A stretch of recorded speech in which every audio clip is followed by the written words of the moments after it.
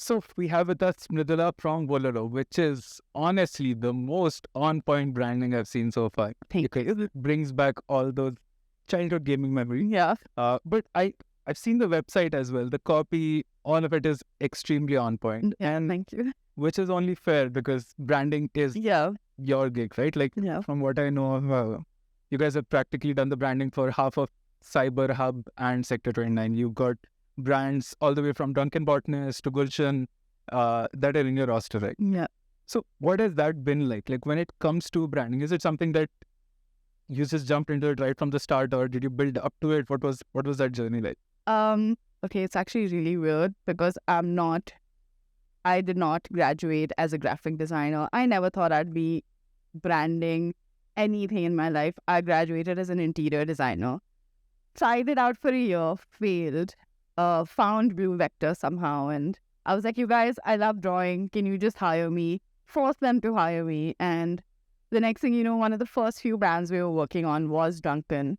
And the logo was already sort of in place, and I had to pretty much work on the signage. But I think just even the fact that I generally didn't create the logo on my own, but just seeing it out in public and seeing it realized, yeah, that was really cool. Even stuff like Omo Cafe, seeing that huge logo out there, or even going in and seeing the placemat or like the coaster with the logo, it's quite a proud little moment. Yeah. It's funny.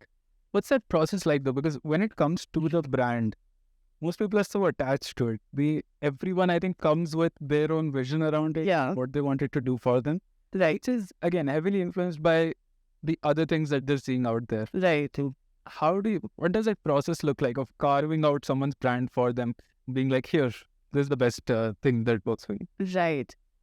It's challenging for sure because I think anyone who approaches you already sort of has a preconceived notion about their brand in their mind. And I think for us, it's sort of like making them unlearn their brand or relearn their brand. And sometimes when you come in with an idea of your brand already, it could work, but it could also be, you could just be going in the wrong direction.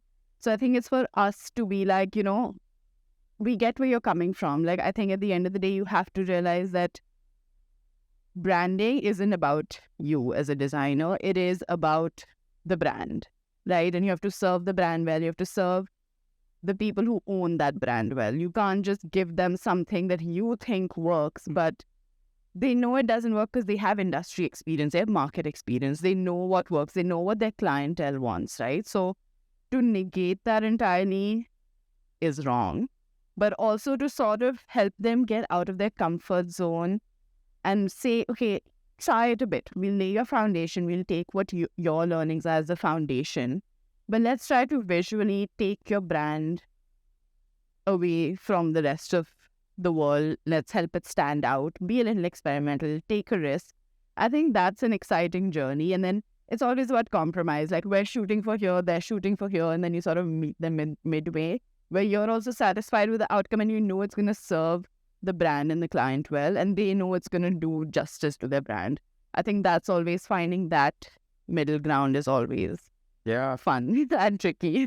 It's a complete spectrum. Like on one side, you have brands thinking about that, hey, this is fantastic. This is what we want it to be like. Yeah. On one side, you have, designers are creative individuals, right? They come with their own set of thoughts and they're like, hey, on this side of the spectrum, we have this, and this is going to be fantastic. And the end goal is to sort of put those together and reach a place where the customer actually says, Exactly. this is what we're looking for. Yeah, right. Exactly. And what has that been? My question would be that, who has done that really well? Like when you see, and maybe you don't need to take names there, but what are the brands that you see that, either ones that work with you or otherwise, that you think take their brand and use it really well for their customer? Right. And second, others who are an absolute train wreck, like the equivalent of my shirt for a brand. What would that look like? Okay. By the way, I really like your shirts, so I'm going to ignore all of it. Of course. But, okay, I think I will approach this from a slightly more personal level, which maybe I shouldn't, but say a brand that I have to use on a daily basis, a service, is like Slack, right? And I think for me, that's a brand that works. Slack and Mailchimp are two things that I use almost on a daily basis. And for me, both those services work really well in, first of all, their interface, how a customer interacts with their service, and everything else they offer on top of that, right? Like, as a designer, being like, we're super visual as people, right? And if you were to give us an interface that's really basic and simple, like, it can be easy to interact with, but if it's too basic, we're just going to be like, that kind of, okay, whatever, it is what it is. But see, something like Slack, just the fact that they have this cute little, like, emoji of their Slack bot, that's super cute. You go on their website, you buy a plan, and the first thing they say is, oh, you can now customize your own emojis. And that for you is super interesting, right? Because it keeps you engaged with their product. Like, it makes you feel like the product's made for you, like it's being customized for you. And that's something that's really interesting and fun that a brand can do. As opposed to, say, you go on the internet and you're looking, you come across a website that's super, like, overwhelming and overstimulating. So it can be like the biggest brand, like, Alibaba and like IndiaMart are things I've heard about a lot. I hope no one sues me for this because I have no money. But you go on their website and it's really, like, jarring. You don't know where to begin because there's so much information that they put out there in your face. Like, I get it. People have been using it for years, like great brands. And I'm sure once you start using it, it's easy to use and it's easy to, and it serves its purpose. But as a first-time user, if it's so overwhelming that you don't even want to start using it, that for me is like bad design. No, and I think these design sensibilities also really change with the audience or the geography that you're talking. Yeah. Because one of the things I've seen is that when it comes to a lot of, I would say, like, for example, Japanese websites or South Korean ones, Right. they are loud. Yeah. My God, there is so much going on at the same time. But that's what customers are used to. That's what folks. Minimalism, I'm not sure if that's something that might work very well over there. And I mean, minimalism, first of all, I hate minimalism. I'm not a minimalist. Way out. Yeah. I'm super maximalist, even with my designs, even with my illustrations, how I am as a person. But I'm not saying you need to be minimalistic, but, there was this survey that said that if you ask people who use an app on a daily basis or a service on a daily basis, if they can point out what's wrong with the service, they won't be able to because they've gotten so used to using it that they don't see the flaws in it, right? But if you ask them how, like, to chart out their daily process with that service or that app or that business, that's when you realize the lack of that service, right?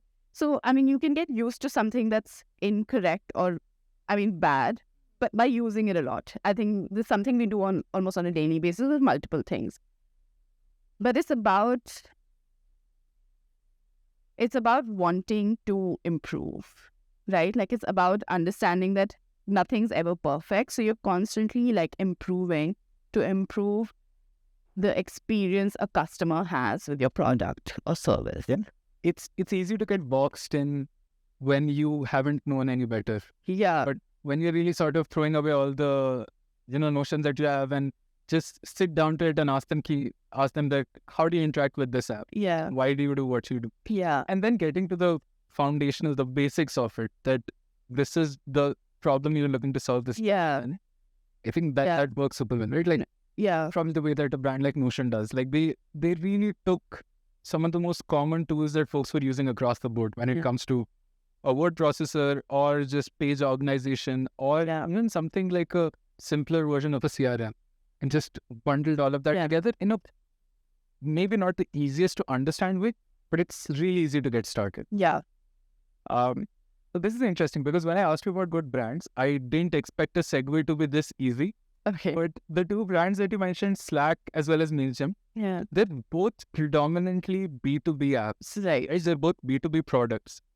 And this is one of the challenges that we face a lot in the industry, where when it comes to branding for B2B, the brief tends to be very different. Yeah. It is, a large chunk of it is internal, but it is one where most founders don't know that what is the value of a rebranding for me? What is the value of my, of me setting up my brand in a way that both my team and my customers can understand. Right. Especially with the kind of convoluted offerings that B2B brands generally tend to reach with their either products or services. Right?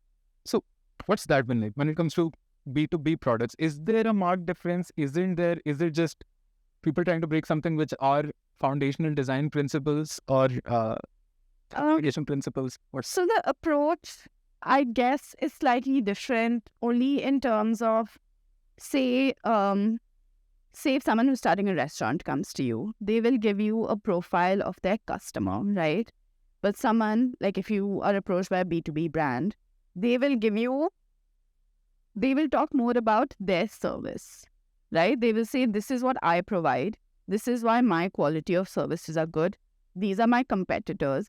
But it's less about the businesses they're providing to, right? And then you're sort of, it's almost more like a market research to say, like right now I have a client who's into ethanol manufacturing and he wants to brand his product. He essentially sells to OMCs, right? So when I share a branding questionnaire with him, it's more about, okay, this is what my manufacturing unit's like. These are the steps I take towards sustainability. And I feel like in that sense, they're sort of also limited by the market in a certain sense, right? Like business to business, they are limited by the market in a certain way. But when it's like B2C, you're not as limited because you're sort of playing on the psyche of your customers and you're playing with their little emotions and you've seen their daily habits and you're sort of playing around with that. So I think you can be a lot more free when you're designing for B2C. With B2B, I do think, of course, you can be experimental and fun and free as well, but you do still have to be limited and restricted by some constraints. So like Slack, they went through a rebranding essentially. And the reason they went through a redesign is because they had a motif, which was a hashtag, and it had about some 100 colors within that one motif, which when translated over your app, over your desktop, over their own marketing collaterals, was being repeated in different colors across every vertical, internally and externally. And that's where they saw the issue, where they were like, there's no consistency in our brand, whether we're advertising it, whether it's our website, whether it's just the app in itself, which is when they went to Pentagram and they were like, sure, these are the 126 colors our logo currently has. This is the basis of what we want our logo to still be. And can you now design it for us? So something you keep in mind for B2B while designing anything is that it needs to be really clear and concise. It cannot be inconsistent across various platforms. So say if a brand is like, I don't really see the value in branding as much, but I want to put all my money into marketing. So you see a really cool ad on TV, on your website, on Instagram, and you're like, hey, I kind of want to know what this brand's about. And you go on their website and it's not consistent with what their ad was about.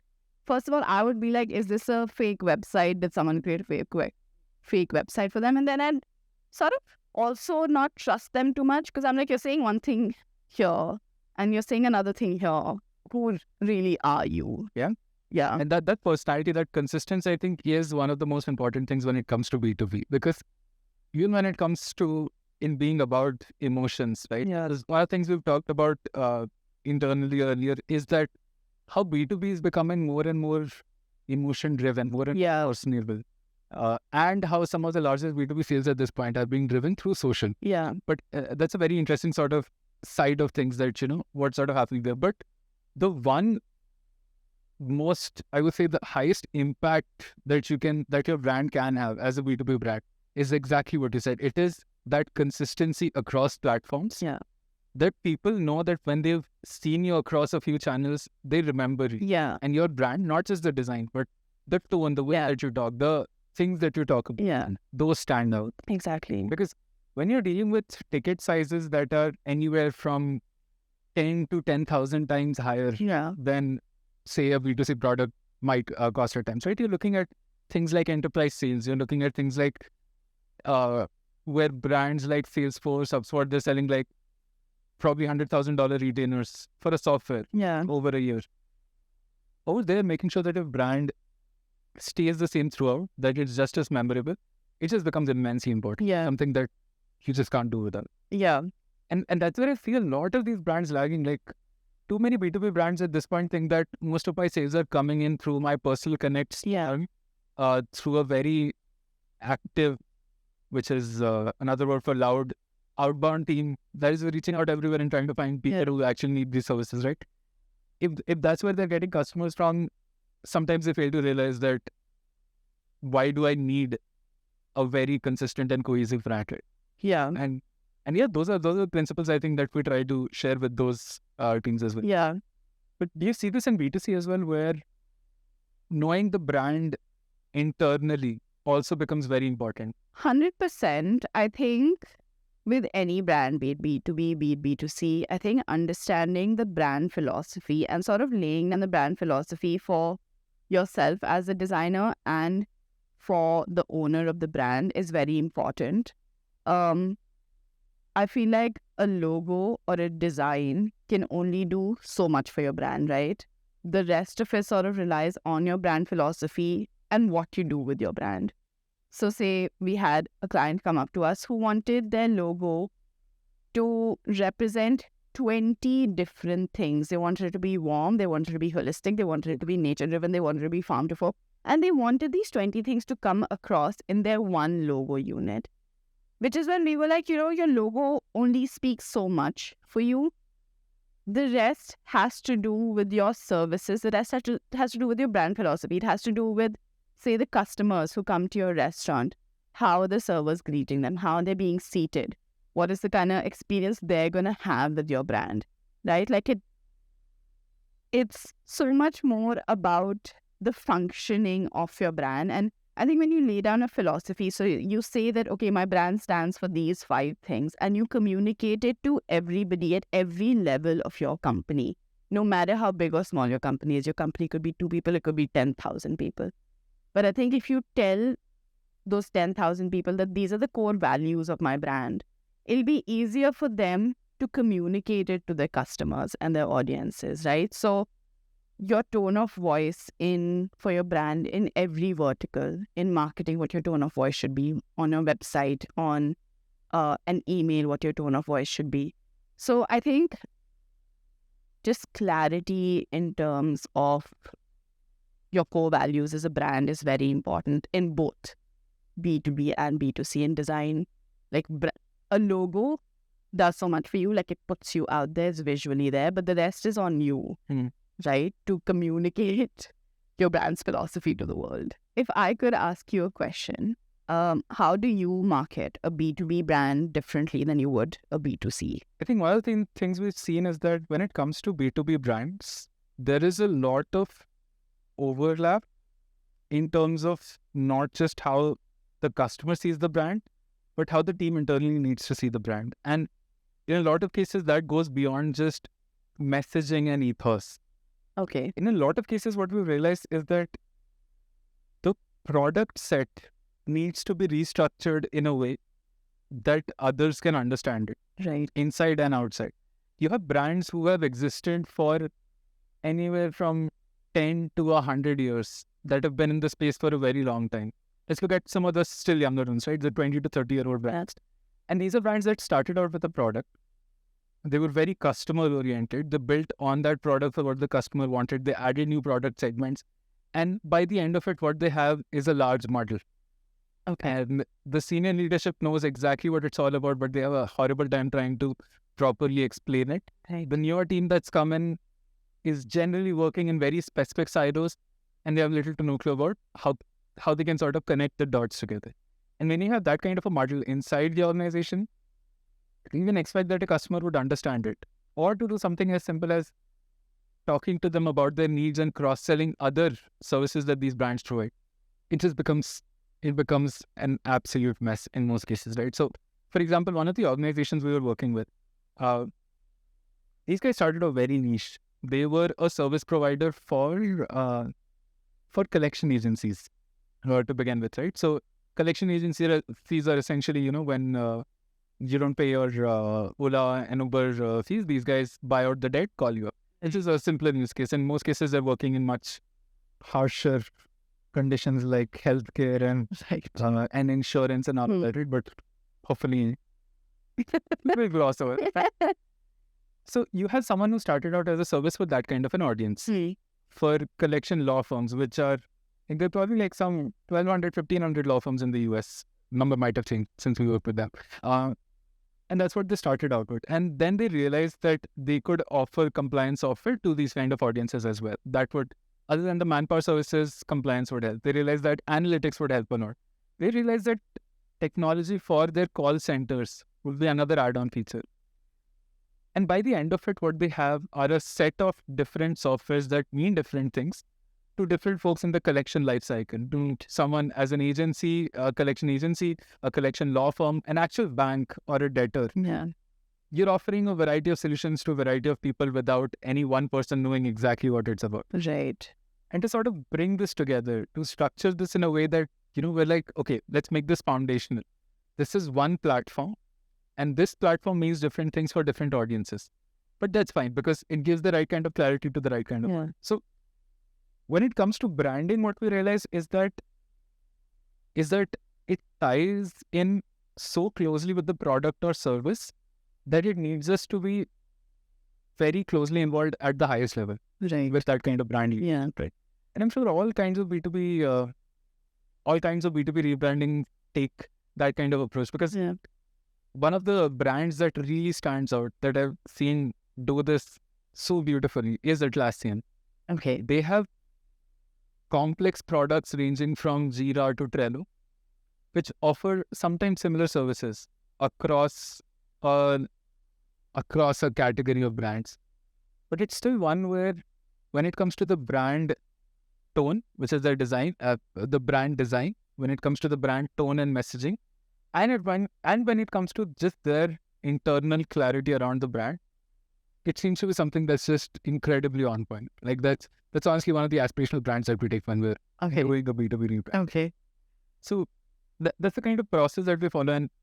And earlier what's been the case is that these processes have been a little more, I would say, on the technical side, on the research side. But now more and more, these are ones where you have to be much more impressionable. You have to be much more B2C or business to person as we generally push for it. And the ones that you mentioned, when it comes to Mailchimp or when it comes to Slack, when it comes to Notion, these guys have like such an easy to catch sort of a brand voice. Yeah. I mean, definitely, because I think all of them play into the idea of we're catering to a customer who's a part of a business, right? So they're not saying, oh, we're catering to this business as a whole.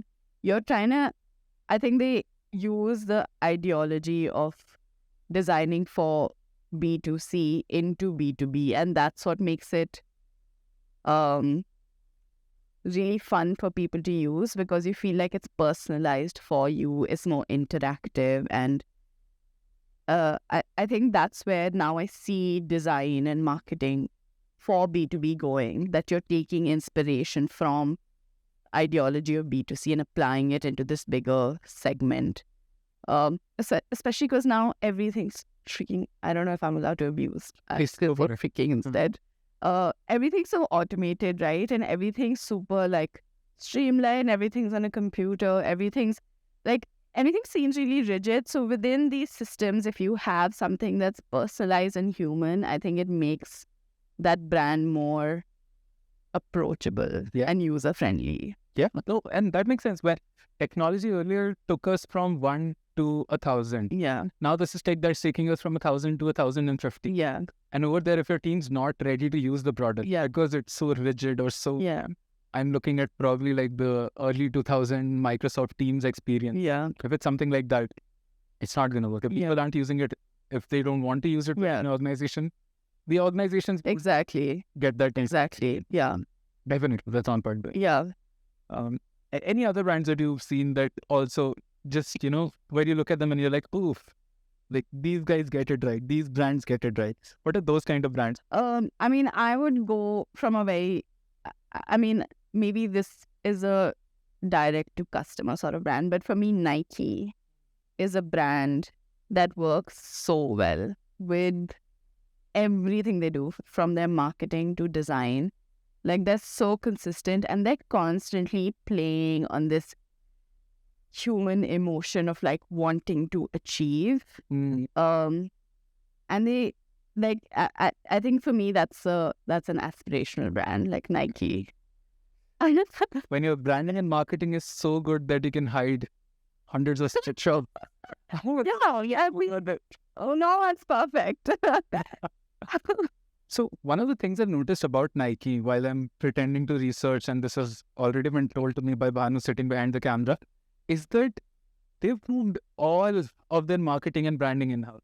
And so the two moves that they've done is is that one, they moved all of their marketing and branding in-house. And second, they haven't manufactured a shoe for 25 years. Right.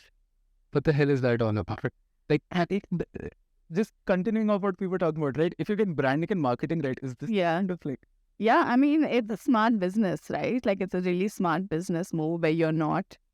I think your expenditure on that front on manufacturing is lowered, but you're spending instead on marketing your product.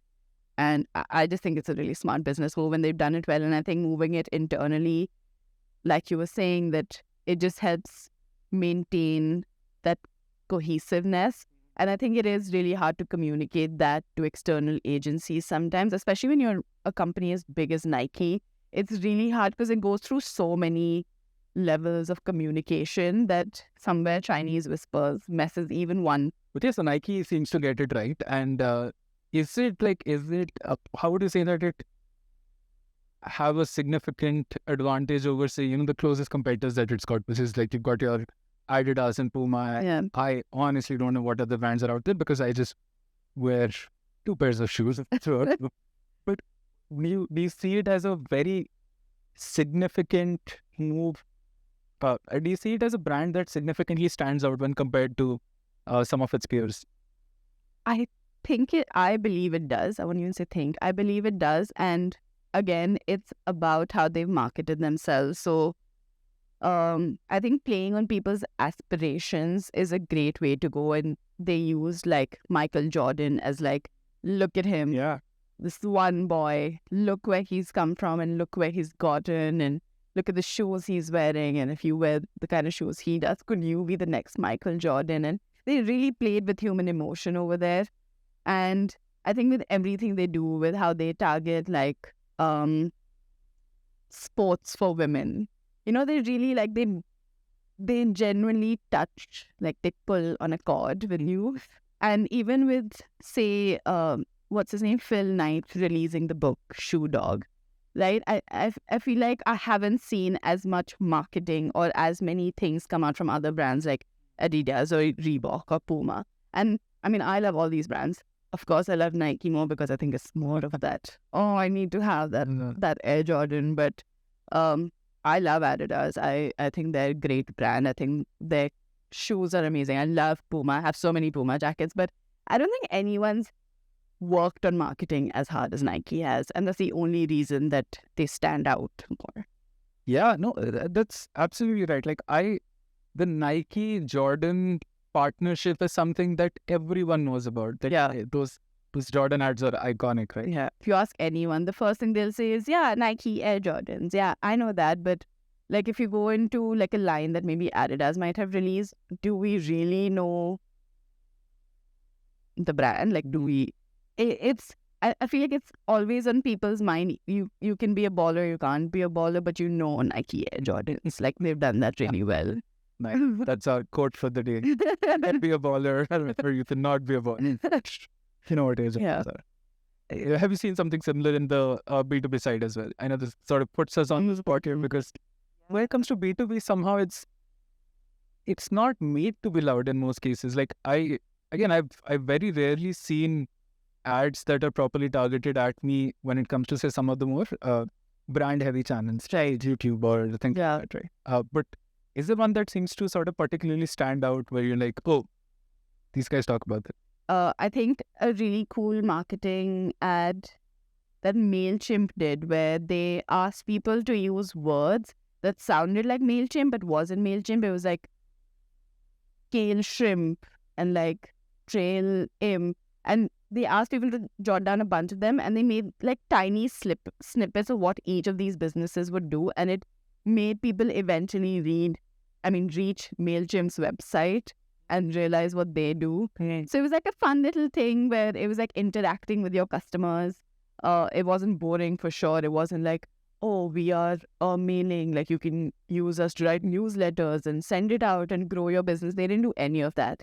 They just did this really fun little campaign where it was like, what does Mailchimp sound like? A bunch of jargon, and then you suddenly reach Mailchimp's website because you're like looking up these other brands, and yeah, they just got like about like the B2C approach. Yeah, You're targeting the user exactly inside the company that that will actually be making that. Exactly. Yeah, definitely.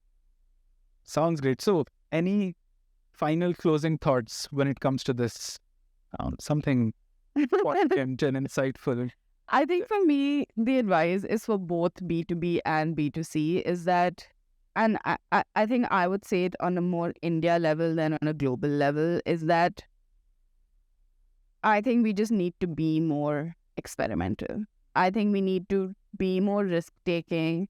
Like, I know our customer base and the audience you're reaching, I know why we are safe with our marketing and our design, but I think a good way to stand out is to really stand out. Like, take that risk. If it's a mistake you think you can afford, not a mistake, but a risk you think you can afford, I think you should definitely do it, whether you're a B2B or a B2C brand. I think we just need to be more risk-taking. Yeah. Like, I'm done with boring this up. Don't B2B or B2C, just me. Yeah, just me.